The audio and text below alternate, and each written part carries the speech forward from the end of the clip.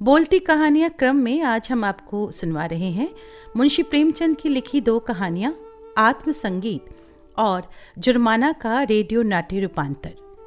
रूपांतरकार, निर्देशन और प्रस्तुति काजल सूरी।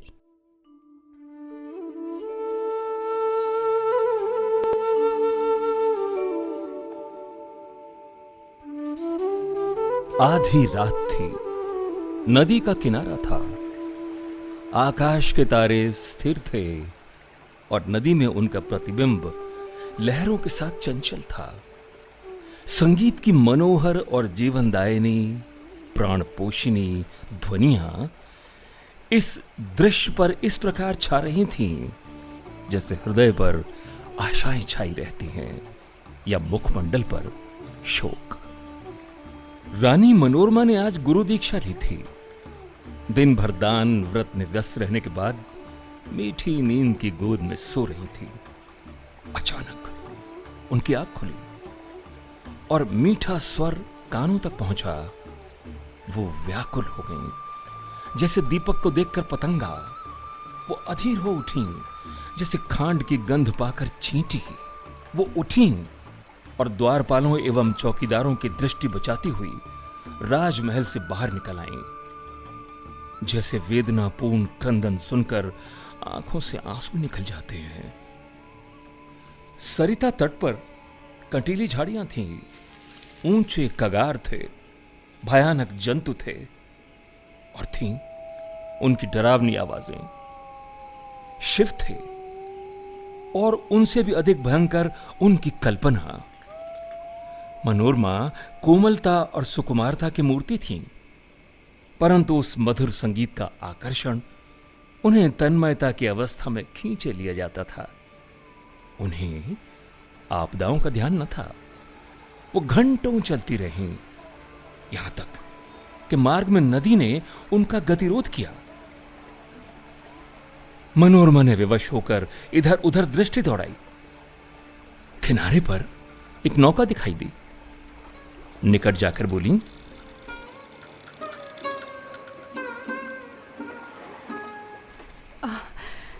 मांझी, मांझी, मैं उस पार जाना चाहती हूँ।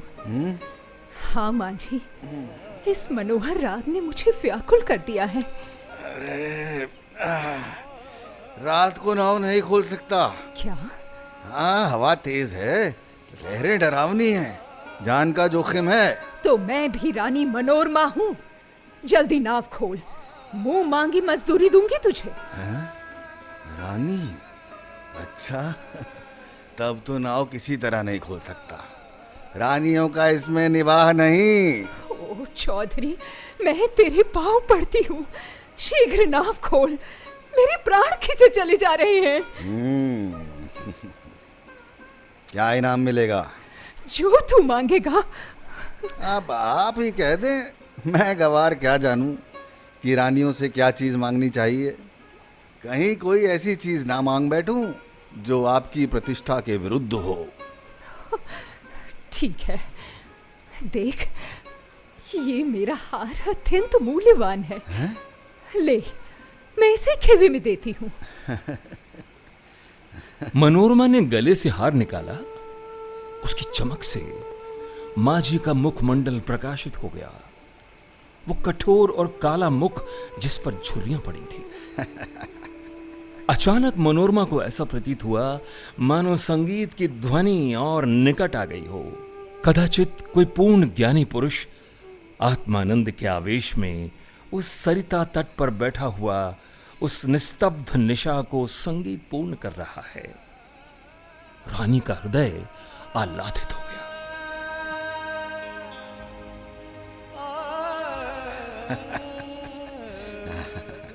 ओह, कितना मधुर राग है। मांझी, मांझी, अब और देर मत कर, जल्दी नाव खोल, मैं एक क्षण भी धीरज नहीं रख सकती। अच्छा, हाँ। इस हार को लेकर मैं क्या करूंगा? देखता नहीं, इसमें सच्चे मोती जड़े हैं। सच्चे मोती? हो, ये तो और भी विपत्ति है। माजिन गले में पहनकर पड़ोसियों को दिखाएगी, वो सब दाह से जलेंगी। उसे गालियां देंगी, और किसी चोर ने देख लिया तो उसकी छाती पर सांप लौटने लगेंगे। मेरी सुनसान झोपड़ी पर दिन दहाड़े डाका पड़ जाएगा, लोग चोरी का अपराध लगाएंगे। नहीं नहीं नहीं, नहीं, मुझे ये हार ना चाहिए। तो फिर जो तू मांगेगा वो तुझे दूंगी, मगर ज्यादा देर मत कर। देख देख मांझी, अब और धैर्य बचा नहीं मेरे में, प्रतीक्षा करने की भी शक्ति नहीं। इस राग की एक एक तान ने मेरी आत्मा को तड़पा दिया है। अच्छा, तो एक काम करो, इससे भी कोई अच्छी चीज दे दो। ओ निर्दयी, तू मुझे बातों में लगाए रखना चाहता है। मैं जो तुझे देना चाहती हूँ वो लेता नहीं, और खुद से कुछ मांगता भी नहीं। ओ, तुझे क्या मालूम मेरे हृदय की इस समय क्या दशा हो रही है। अच्छा, तो ये बताओ और क्या दोगे? देख मांझी, अब इस समय इस हार से ज्यादा बहुमूल्य और कोई वस्तु मेरे पास नहीं है। अब मेरी विनती सुन और जल्दी से नाव खोल। मैं प्रतिज्ञा करती हूँ, हाँ, तू जो कहेगा वो तुझे दूंगी, अपना महल तक तुझे दे दूंगी। हैं? हाँ, वो महल जिसे देखने के लिए कदाचित तू भी तरसा हो। हाँ मांझी, महल? महल। महल? हाँ, महल। नहीं नहीं नहीं नहीं, उस महल में रहकर मुझे क्या आनंद मिलेगा? क्या? हाँ, उल्टे मेरे भाई बंधु मेरे शत्रु हो जाएंगे। इस नौका पर अंधेरी रात में मुझे भय ना लगता, आंधी चलती रहती है और मैं इधर पड़ा रहता हूँ, किंतु महल तो दिन ही में फाड़ खाएगा। मेरे घर के आदमी तो उसके कोने में समा जाएंगे, और आदमी कहाँ से लाऊंगा? मेरे पास नौकर चाकर कहाँ, इतना माल असबाब कहाँ, उसकी सफाई और मरम्मत कहाँ से कराऊंगा? उसकी फुलवारियां सूख जाएंगी। अचानक मनोरमा की तन्मयता भंग हुई। उसे प्रतीत हुआ कि संगीत निकट आ गया है। उसकी सुंदरता और आनंद और अधिक बढ़ गया, जैसे बत्ती उकसा देने से दीपक अधिक प्रकाशवान हो जाता है। पहले चित्ताकर्षक था तो अब आवेशजनक हो गया था। मनोरमा ने व्याकुल होकर कहा, तो फिर तू खुद ही अपने मुंह से क्यों कुछ नहीं मांग लेता? कितना विरागजनक राग है ये, कितना विवल कर देने वाला। अब तो मैं बिल्कुल धीरज नहीं धर सकती, अब तो मैं तनिक धीरज और नहीं धर सकती। पानी उतार में जाने के लिए जितना व्याकुल होता है, श्वास हवा के लिए जितनी विकल होती है, गंध उड़ जाने के लिए जितनी व्याकुल हो जाती है, वैसे ही मैं भी इस संगीत के लिए व्याकुल हो चुकी हूँ। हाँ मांझी, इस संगीत में कोयल की सी मस्ती है, पपीहे की सी वेदना है। अच्छा। श्यामा की सी विवलता है, झरनों का सा जोर है, आंधियों का बल है इसमें। ओह, इसमें वो सब कुछ है जिससे विवेकाग्नि प्रज्वलित होती है, जिससे आत्मा समाहित होती है मांझी, जिससे अंतःकरण पवित्र होता है। मांझी, अब एक क्षण का भी विलंब मेरे लिए मृत्यु की यंत्रणा है मांझी। शीघ्र नौका खोल अपनी, क्योंकि जिस सुमन की ये सुगंध है, जिस दीपक की ये दीप्ति है ना, बस एक बार मुझे वहां पहुंचा दे मांझी, बस एक बार। देखना, मैं तो उसे देख भी नहीं पा रही जो इस मधुर संगीत का रचयिता है। बस इतना कह सकती हूँ कि कहीं निकट ही बैठा है वो, मेरे बहुत निकट। मुझे आवाज है मांझी, वो मेरे बहुत निकट है। कहाँ है? नहीं बता। शांत हो जाइए। हाँ ठीक है, आप जो कह रही हैं ठीक है, लेकिन आपका महल मेरे किसी काम का नहीं है। मेरी झोपड़ी उससे कहीं सुहावनी है। तो तुझे और क्या दूं मांझी? अब और तुझे क्या दूं इस वक्त? तू जानता नहीं, ये संगीत नहीं है, ये इस विशाल क्षेत्र की पवित्रता है। अच्छा, समस्त सुमन समूह का सौरभ है ये, समस्त मधुरताओं की माधुरी है, समस्त अवस्थाओं का सार है मांझी। कम से कम अब तो नौका खोल। मैं जब तक जीऊंगी तेरी सेवा करूंगी मांझी, तेरे लिए पानी भरूंगी, तेरी झोपड़ी को भी बहार दूंगी। हाँ, हाँ। अरे तेरे मार के कंकड़ चुनूंगी मांझी, तेरी झोपड़ी को फूलों से सजाऊंगी। अरे तेरी मांझिन के पैर तक मलूंगी मांझी। ओह मेरी प्यारी मांझी, अरे यदि मेरे पास 100 जाने होती तो 100 की 100 जाने तुझ पर कुर्बान करती। मगर ईश्वर के लिए इस वक्त मुझे निराश मत कर मांझी। अब इस चाह में दाह है, अरे और ये सर तेरे चरणों में है मांझी। अरे ये सब मत कीजिए, ये सब मत कीजिए। ये कहते कहते मनोरमा एक विक्षिप्त अवस्था में मांझी के निकट जाकर उसके पैरों पर गिर पड़ी। उसे ऐसा प्रतीत हुआ मानो वो संगीत आत्मा पर किसी प्रज्वलित प्रदीप की तरह ज्योति बरसाता हुआ उसकी ओर आ रहा है। उसे रोमांच हो आया, वो मस्त होकर झूमने लगी। ऐसा ज्ञात हुआ जैसे वो हवा में उड़ी जाती है। उसे अपने पार्व देश में तारे झिलमिलाते हुए दिखाई देते थे। उस पर एक आत्मविस्मृत का भावावेश छा गया, और अब वही मस्ताना संगीत, वही मनोहर राग उसके मुंह से निकलने लगा। वही अमृत की बूंदें उसके अधरों से टपकने लगीं। वो स्वयं इस संगीत का स्रोत थी। नदी के पास से आने वाली ध्वनियां, प्राण पोषणी ध्वनियां उसी के मुंह से निकल रही थीं। मनोरमा का मुखमंडल चंद्रमा की तरह प्रकाशमान हो गया था, और आंखों से प्रेम की किरणें निकल रही थीं।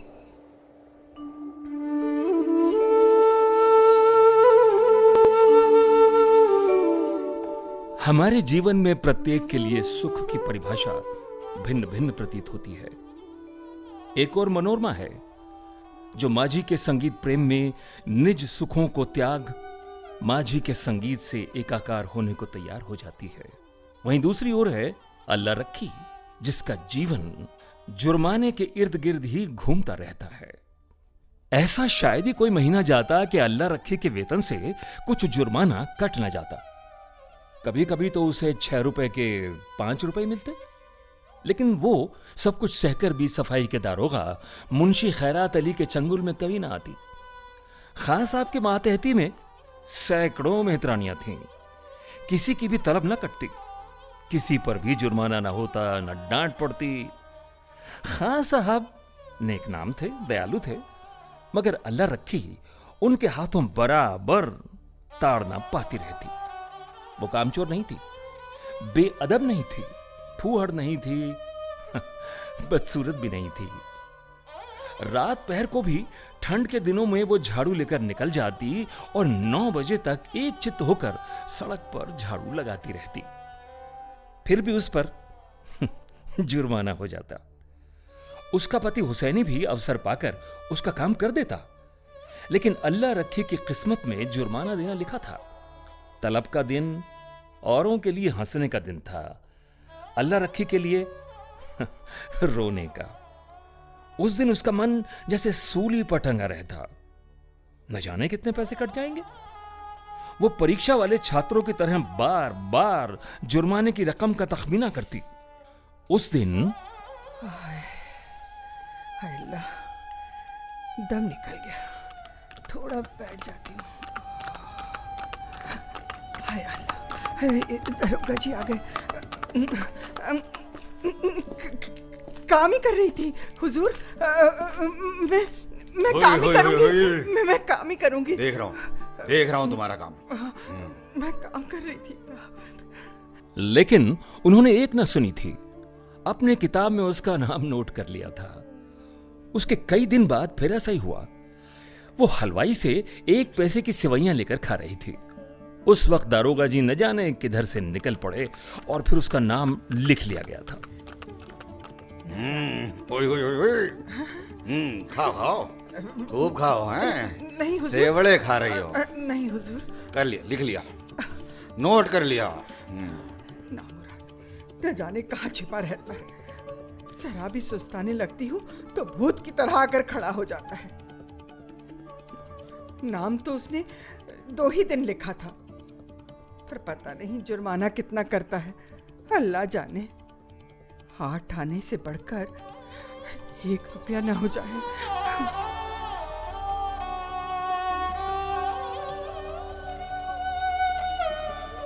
वो सिर झुकाए वेतन लेने जाती और तखमीने से कुछ ज्यादा ही कटा हुआ पाती। कांपते हुए हाथों से रुपए लेकर आंखों में आंसू भरे लौट आती। किससे फरियाद करे?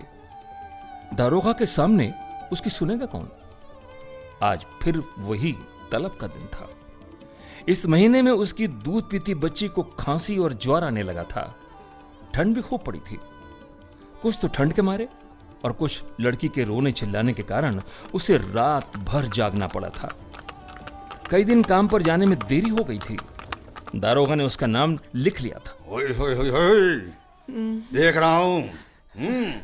काम पर रोज देर से आती हो। हुजूर, लिख लिया, नोट कर लिया। होए होए होए होए होए। अब की बार तो आधे रुपए कट जाएंगे।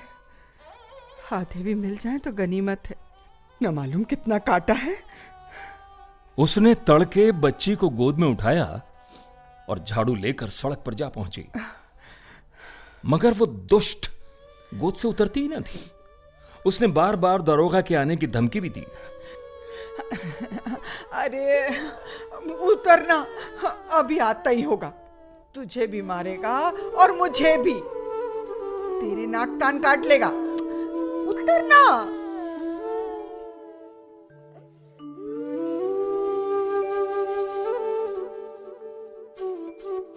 लेकिन लड़की को अपने नाक कान कटवाना मंजूर था, गोद से उतरना मंजूर न था।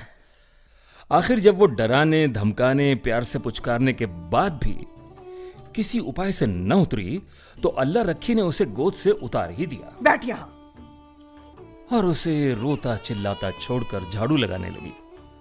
मगर वो अभागिन एक जगह बैठकर मन भर रोती भी न थी। अल्लाह रखी के पीछे लगी हुई बार बार उसकी साड़ी पकड़कर खींचती, उसकी टांग से लिपट जाती, फिर जमीन पर लौट जाती और एक क्षण में उठकर फिर रोने लगती। चुप हो जा, चुप चुप, नहीं तो झाड़ू से मारूंगी। हाँ, जान निकल जाएगी। आता होगा वो दारोगा अभी। ओए ओए ओए ओए ओए ओए।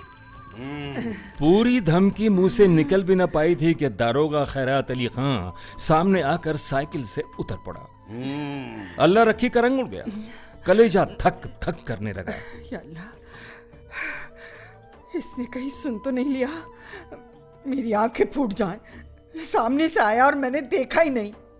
अरे अल्लाह, कौन जानता था कि आज साइकिल पर आ रहा है। अरे रोज तो इक्के पर आता था। नाड़ियों में रक्त दौड़ना बंद हो गया। झाड़ू हाथ में लिए निस्तब्ध खड़ी रह गई। दारोगा ने डांट कर कहा,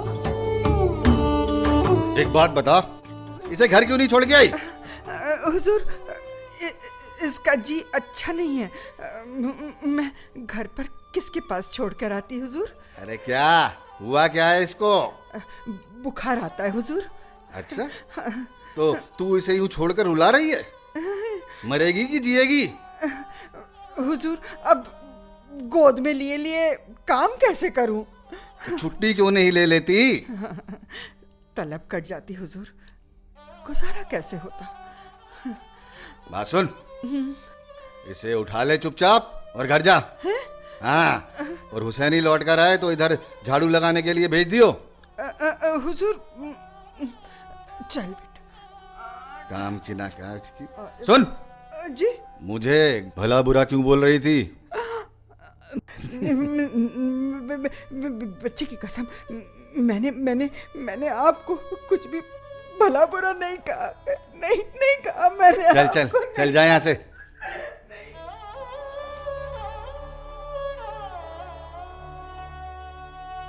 संध्या समय हुसैनी और अल्लाह रखी दोनों तलब लेने चले। अल्लाह रखी बहुत उदास थी। अरे तू इतनी उदास क्यों है? तलब ही ना कटेगी तेरी तो काटने दे। अब की से तेरी जान की कसम खाती हूँ। मैं डरती हूँ। हाँ? बर्खास्त न कर दे। अरे मरी मेरी जीभ जल जाए। कहाँ से कह दिया?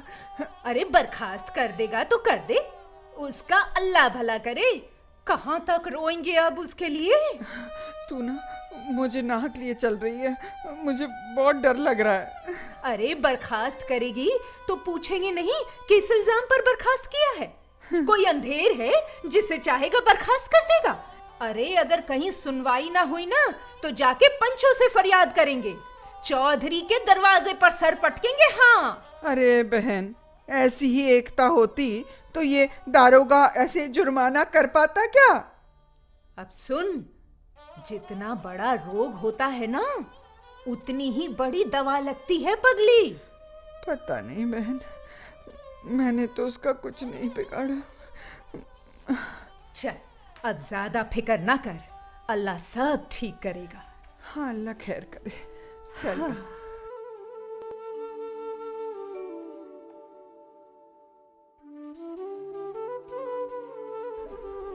वेतन बंटने लगा। पहले मेहतरानियों का नंबर था। जिसका नाम पुकारा जाता वो लपक कर जाती और अपने रुपए लेकर दारोगा जी को मुफ्त की दुआएं देती हुई चली आती। चंपा के बाद अल्लाह रखी का नाम बराबर पुकारा जाता था। आज अल्लाह रखी का नाम उड़ गया था। चंपा के बाद जहूरन का नाम पुकारा गया जो अल्लाह रखी के नीचे था। अल्लाह रखी ने हताश आंखों से हुसैनी को देखा। मेहतरानियां उसे देख देख कर कानाफूसी करने लगीं। उसके जी में आया घर चली जाए। यह उपहास नहीं सहा जाता। जमीन फट जाती और वो उसमें समा जाती। एक के बाद दूसरा नंबर आता चला गया और अल्लाह रखी सामने के वृक्षों की ओर देखती रही। उसे अब इसकी परवाह न थी कि उसका नाम आता है या नहीं आता, कौन जाता है, कौन उसकी ओर ताकता है, कौन उस पर हंसता है। अल्लाह रखी। सहसा अपना नाम सुनकर वो चौंक पड़ी, धीरे से उठी और नई नवेली बहू की भांति पग उठाती हुई चली। खजांची ने पूरे 6 रुपए उसके हाथ में रख दिए। उसे आश्चर्य हुआ। खजांची ने भूल तो नहीं की। इन 3 वर्षों में पूरा वेतन तो उसे कभी मिला ही नहीं, और अब की तो आधा भी मिले तो बहुत है। वो 1 सेकंड वहां खड़ी रही कि शायद खजांची उससे रुपए वापस मांगे। जब खजांची ने पूछा, क्या हुआ? क्या? अरे क्या हुआ? खड़ी क्यों है? जाती क्यों नहीं?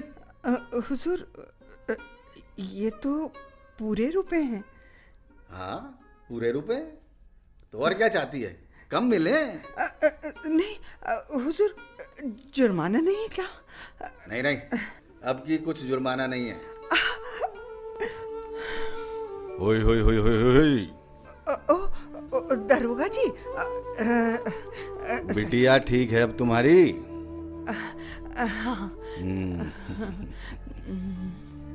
अल्लाह रखी चली, पर उसका मन प्रसन्न न था।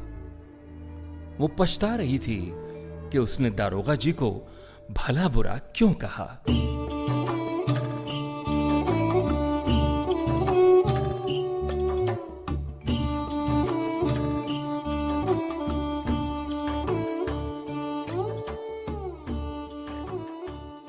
अभी आप सुन रहे थे बोलती कहानियां क्रम में मुंशी प्रेमचंद की लिखी 2 कहानियों आत्मसंगीत और जुर्माना का रेडियो नाट्य रूपांतर का निर्देशन और प्रस्तुति काजल सूरी। भाग लेने वाले कलाकार थे नीरज शर्मा, नितिन भसीन, मालविका जोशी और ममता मलकानी।